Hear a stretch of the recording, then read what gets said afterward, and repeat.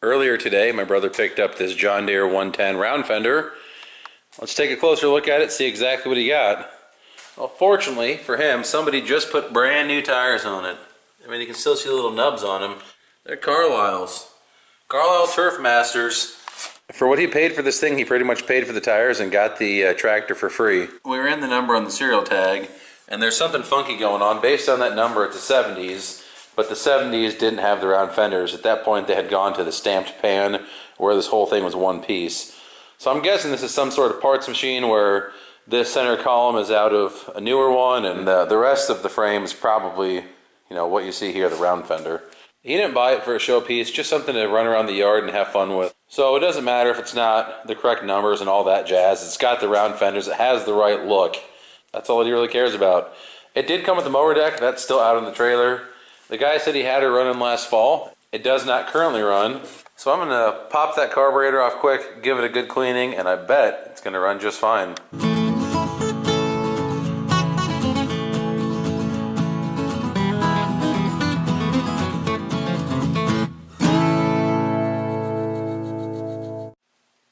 I popped the hood and grill off and realized maybe I should have showed you guys that.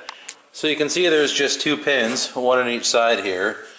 There's just a little cotter pin bent over inside here. You pull the cotter pin out and you just grab the hood and gently spread it, lift it off of there. And then the same thing with the grill here. These ones, the pins are actually attached to this little thing here.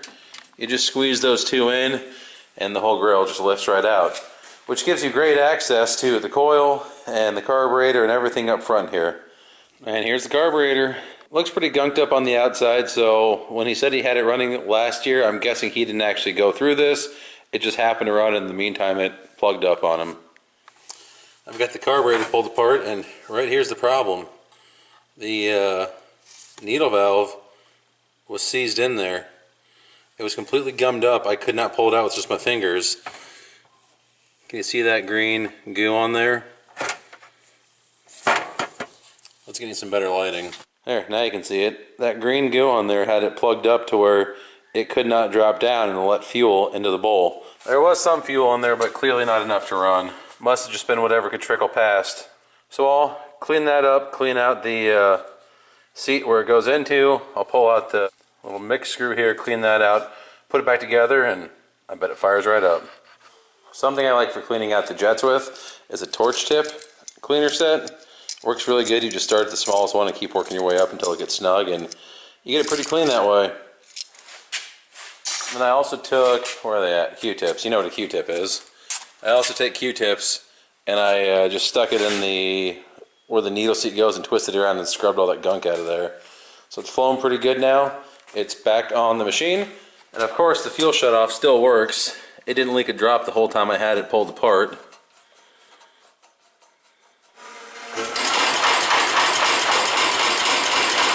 You got choke? Yeah. There's also absolutely no gas in that carburetor, so it's going to take a little bit of cranking probably.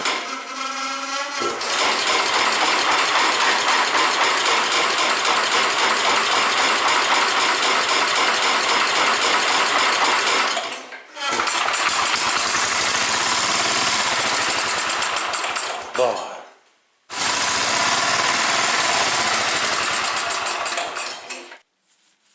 Well, I discovered the fuel filter was plugged, pulled it off, and fuel started pouring out of the line.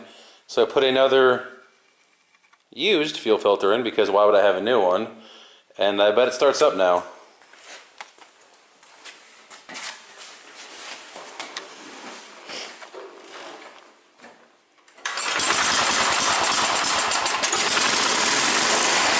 There we go.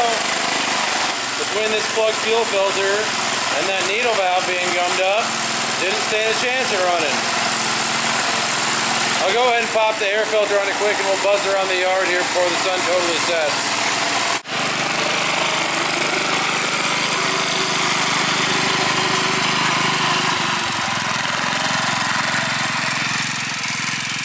One more 110.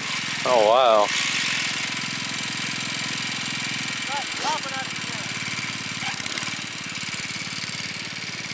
Well, he says it's popping out of fourth. I guess it'll be a project for winter. Either way, like I said, you pretty much paid for tires and the tractor was free, so popping out of gear is not the end of the world.